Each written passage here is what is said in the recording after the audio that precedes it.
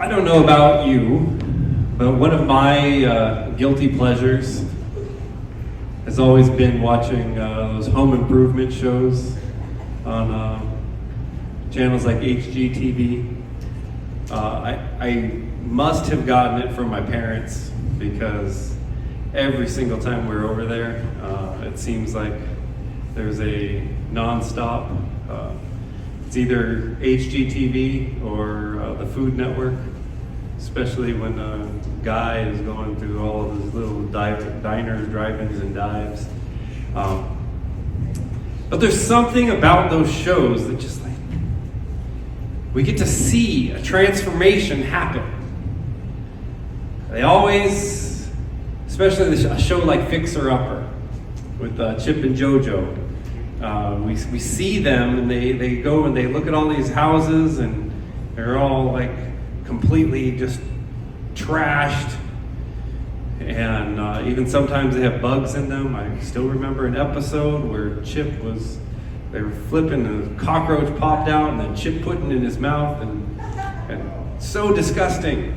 But it kind of is how all of these shows, they show something in its worst state possible.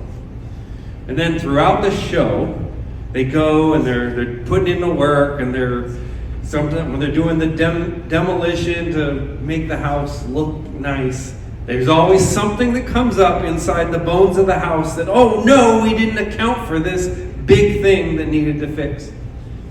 Now, while I understand this is television, they're trying to make a show out of all of this.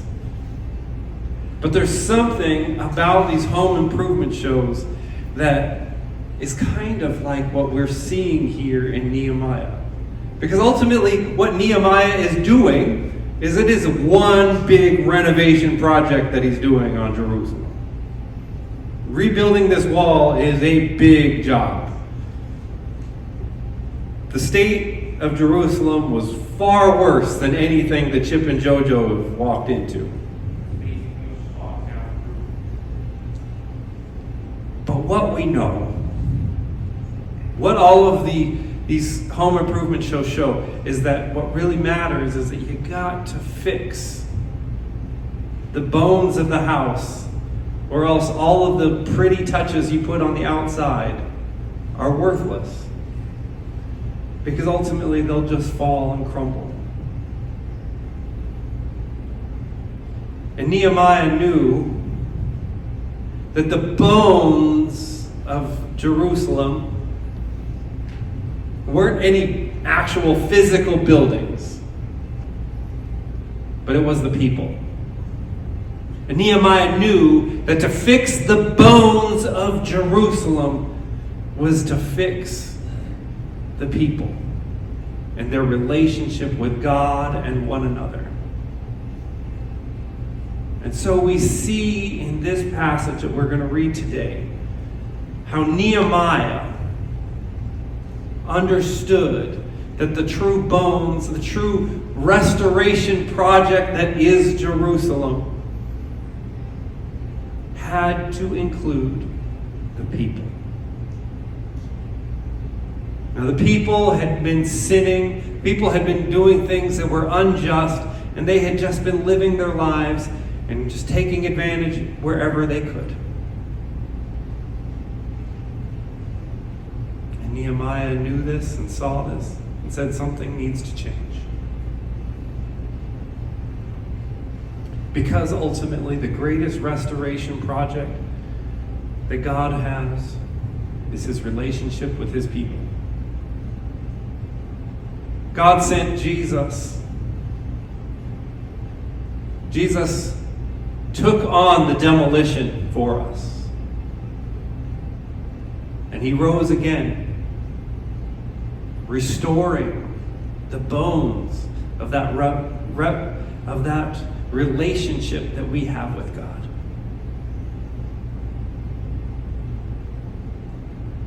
Nehemiah knew this long before Jesus. And Nehemiah knew that something had to change in the people. So before we turn to the scriptures, let us turn to God in prayer. Heavenly Father, we thank you for this day. We thank you for loving us. We thank you for caring for us. We thank you for showing us what we need to be. We thank you for Nehemiah. We thank you for the restoration of Jerusalem in this passage. And we thank you for the voice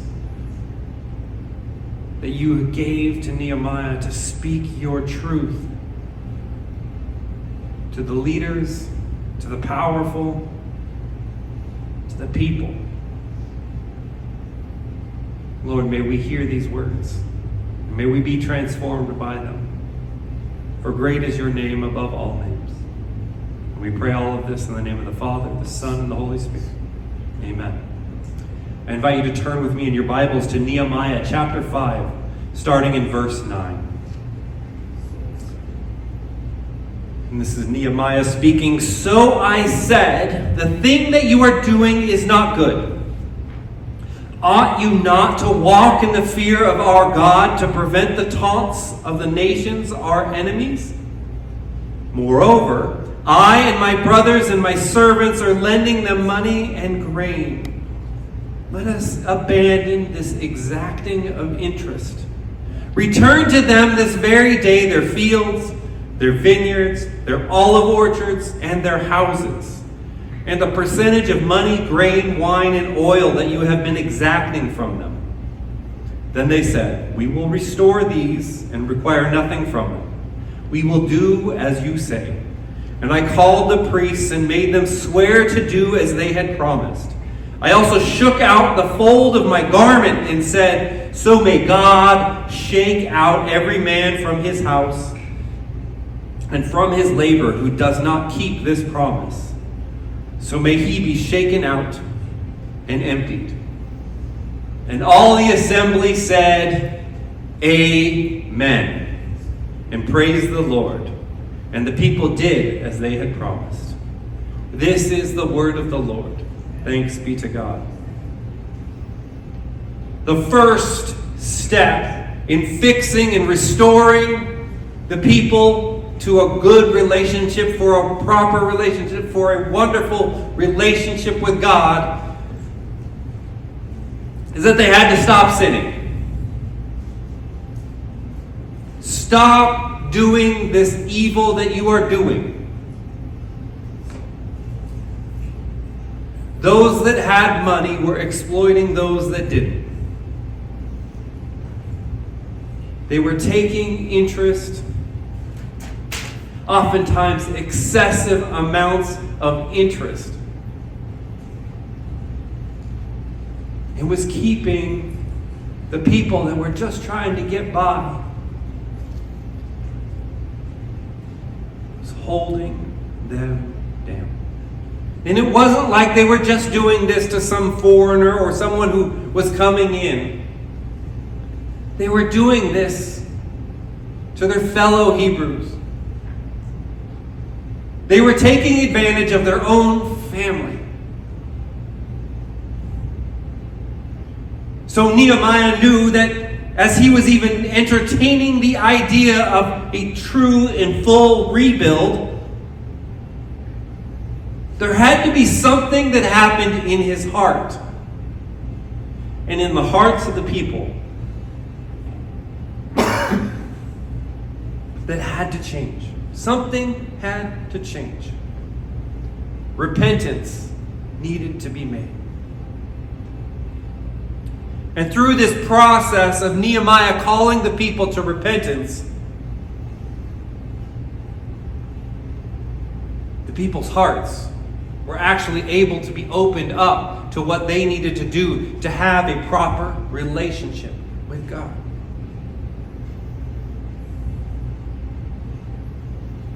And it was in this moment that Nehemiah could say those words, what you are doing is not good.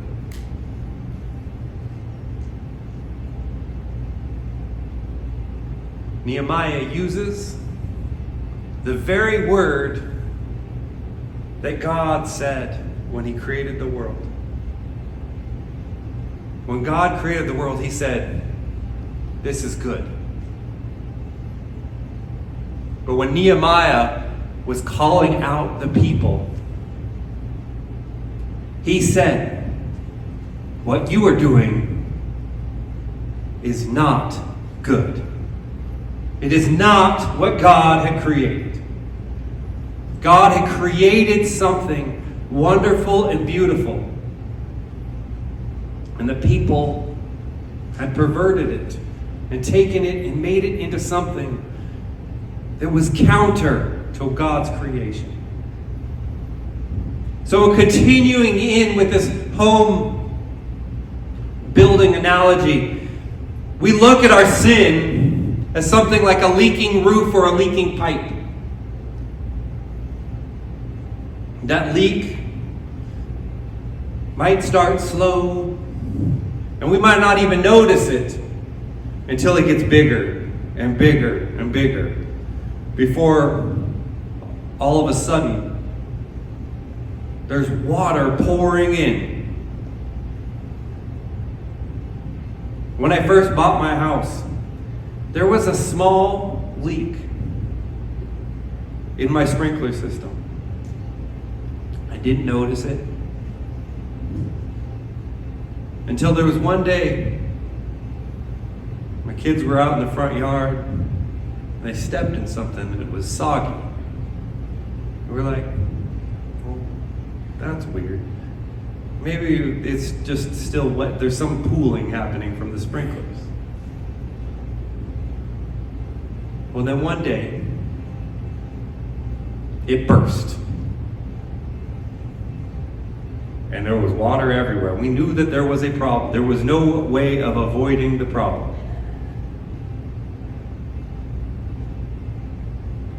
That's what sin is. It starts out small. You don't notice it until you do. Now, the amount of interest that they were probably gathering initially was small. It was like, okay, whatever.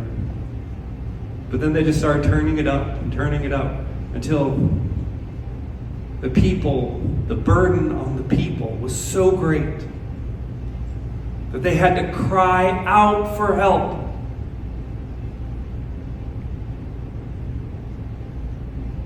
We have to take care of the sin in our lives.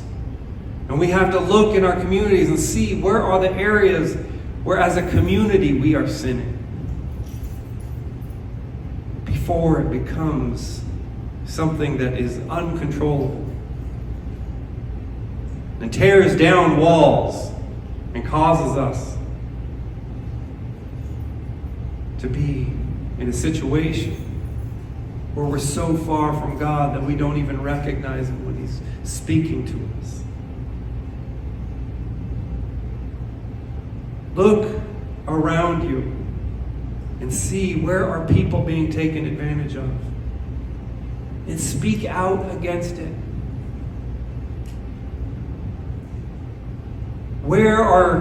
There are situations in our world where we see people that are hurting.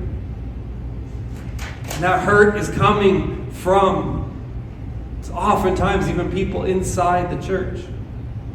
Speak out against it. And call out to God to guide us and lead us to fix that which is broken. Because, church, in order to fix the problems, the first thing we need to learn is to listen. People are telling us what they need.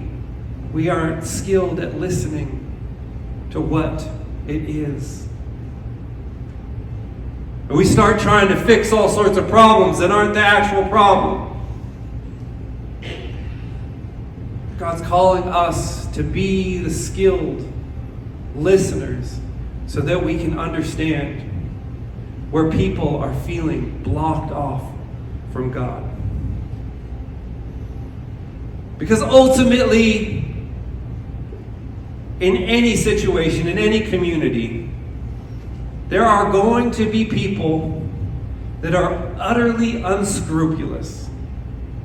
There are going to be people that are looking out for where they can take advantage.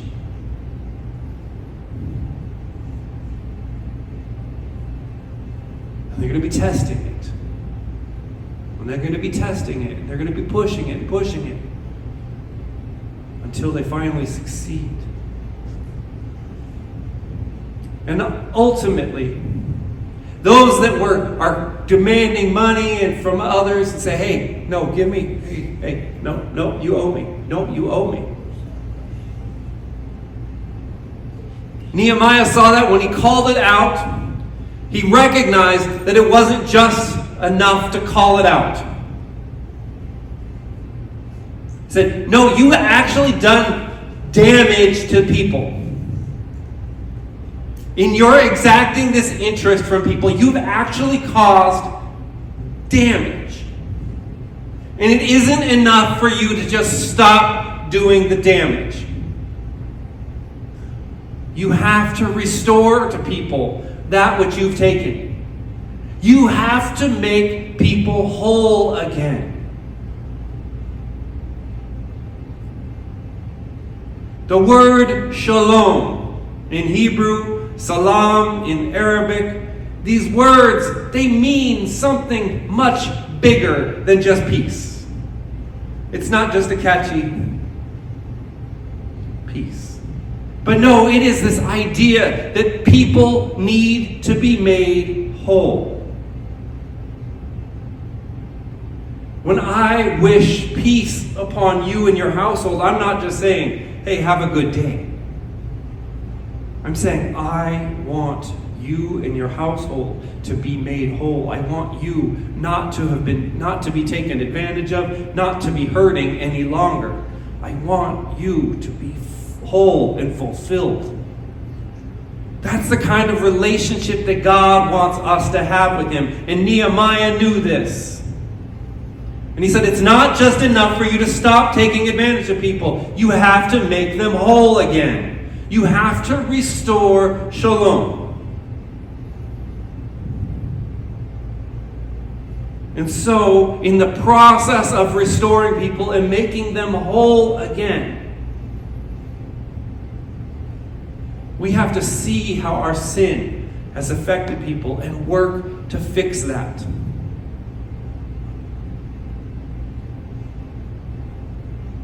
The church has allowed so much sin to happen in our communities where we see damage that has been done. We can look and we can see that our community is not whole. The effects of sin have affected our community. They are hurting. And it's not just enough for us to say, hey, let's just stop all the sin. We have to restore our community to a place where it was before it was damaged. Now hear me out. It's not just simple a hearkening back to a day of some previous time.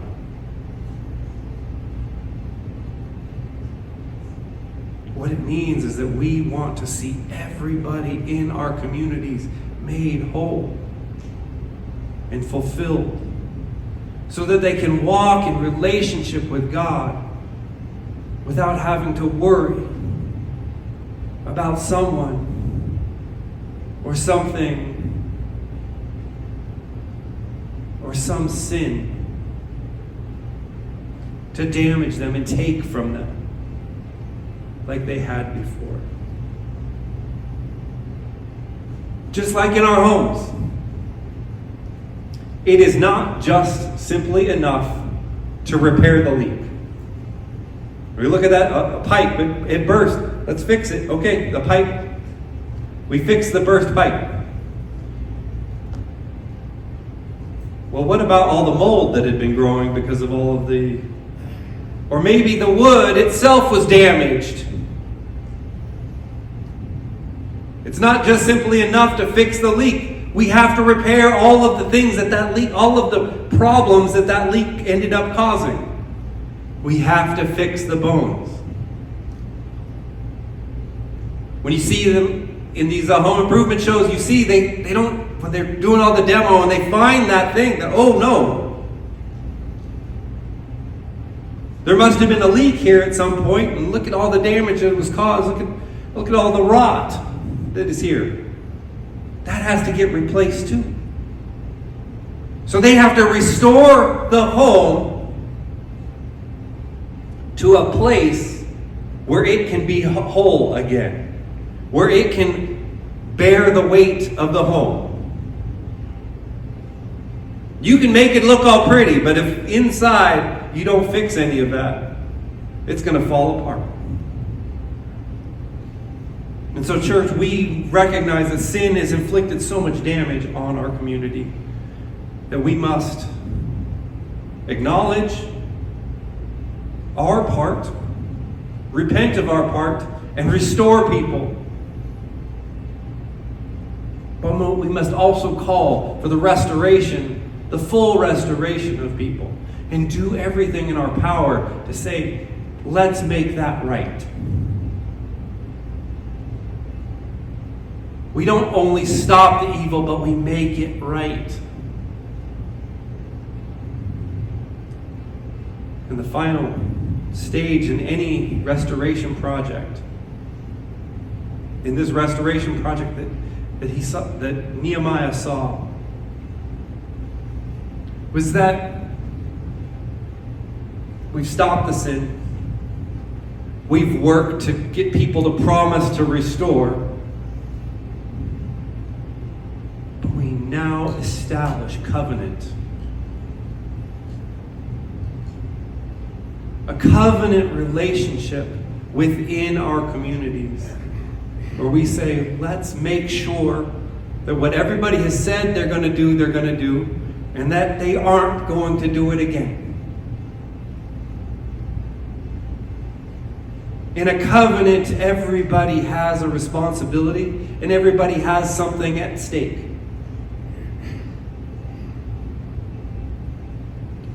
God established a covenant with his people. Not just one, but many. God established a covenant. And so Nehemiah looked at the covenant that God had established, and he says, we need to establish a covenant in this community. He's like, hey, priest, come in here.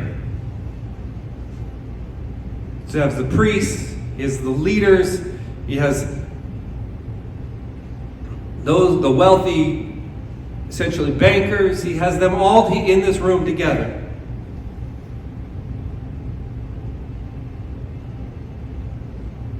And he does this little roll up and then shake the dust out of it. Much like when you see the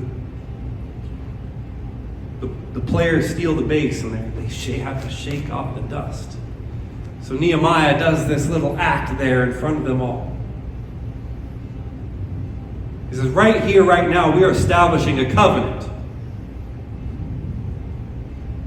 And in this covenant, if you don't do what you say, then God is going to shake you off like the dust. God is going to get rid of you. You are no better than dust if you don't fulfill your promise. It reminds us that repentance, restoration, is nothing if God's not involved. God is at the core of this restoration in Jerusalem. And God's relationship with his people is what is most important. And what is important with God's relationship with his people is that God's people have to be in relationship with one another. And not just a financial relationship, but a relationship where they both are concerned with serving God. And in order to serve God, we have to take care of one another. And so Nehemiah says, if you are in this room and you're not willing to take care of one another, then you're dust. May God shake you out. God is establishing a restoration relationship with us. And He wants us not just to say, hey, yeah, that's a good idea. We're not just making pledges. This isn't a telethon. We're entering into a covenantal relationship, saying, yes, Lord, I want to join you in this restoration project. I want to join you in helping people come back into a right relationship with you.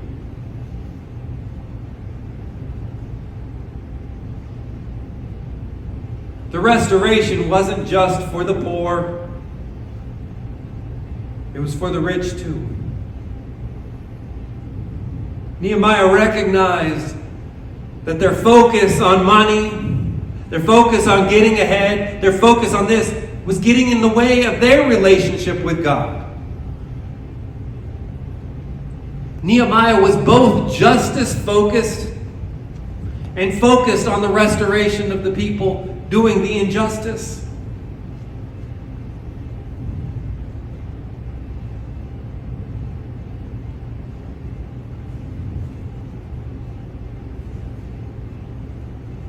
If we look at those home improvement shows, we look at how they go and they show off all of the beautiful stuff that they've done. They look at all, look at what we've done to your kitchen, how we've replaced this and that, whatever. It's great. And then they leave. The people who put in the work, they leave. And if there's a problem later on down the line, well, that's the homeowner's responsibility because the people who've done the television part have left. God doesn't want us to be like that. He doesn't want us to go over here and fix something and then say bye and walk away. That's what covenant is. So it's saying, let us be in this together. Let's work on this together. We are in this situation of restoration together. The church is not a hired contractor. The church is in the business of relationship. Our relationship with God, our community's relationship with God, and everything in between is relationship to God. Through God, we're all connected. And we all have stakes in this. God's calling out to us. Let us be a restoring force in our community. Because Nehemiah, he understood that the community of Jerusalem was the most important restoration project. This restoration would reconnect the people of Jerusalem to God.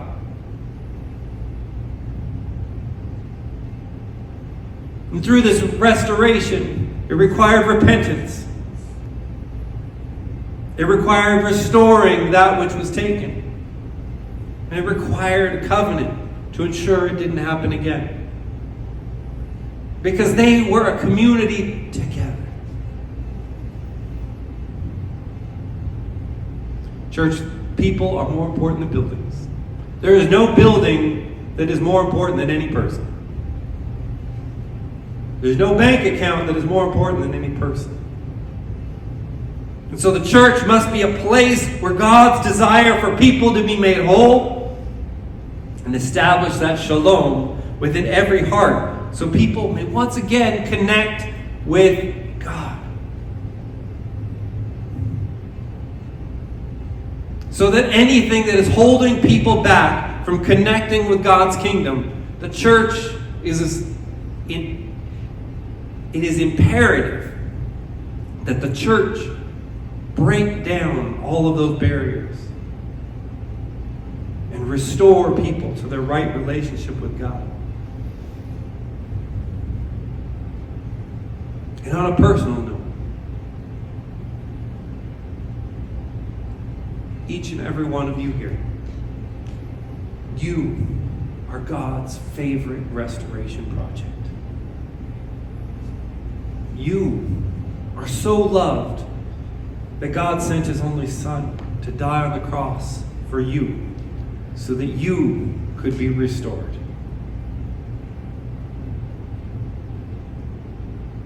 It is imperative for us to share that message of grace with our community. And not just share the words, but do the work that God is calling us to establish grace here in our community. Let us pray. Heavenly Father, we thank you for this day. And Lord, may our hearts and minds be restored unto you. May our focus be on what you are calling us to restore. May our focus be on what you are calling us to call out. May our focus be on you, so that we know how to reach our community. Your name is great above all names, and we praise you today. For we pray all of this in the name of the Father, the Son, and the Holy Spirit.